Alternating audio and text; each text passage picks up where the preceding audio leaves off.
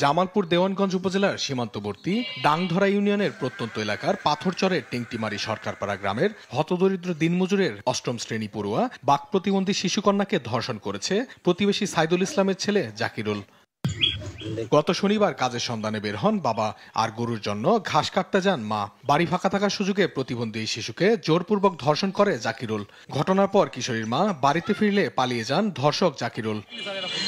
পরের দিন ভুক্তভোগীর মা বাদী হয়ে দেওয়ানগঞ্জ থানায় মামলা দায়ের করেন। পরে ডাক্তারি পরীক্ষার জন্য শিশুটিকে জামালপুর 250 শয্যা জেনারেল হাসপাতালে পাঠানো হয়। বাক প্রতিবন্ধী শিশুকে ধর্ষণকারী জাকিরুলকে গ্রেফতার করে দৃষ্টান্তমূলক শাস্তির দাবি করেন তার বাবা ও মা। আমি অসহায় মানুষ, আমার বাড়িতে কেউ আসেন না।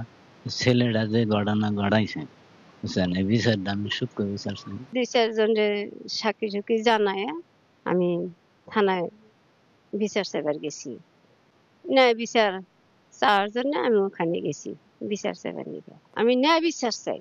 স্থানীয়রা জানান জাকিরুল এর আগেও নারীদের উত্ত্যক্ত করতেন। আমরা পরস্পর আগেও শুনছি যে লম্পট জাকিরুল সে মেয়েলি ভাবে জড়িত, এর বিচার অতি তাড়াতাড়ি হওয়া বা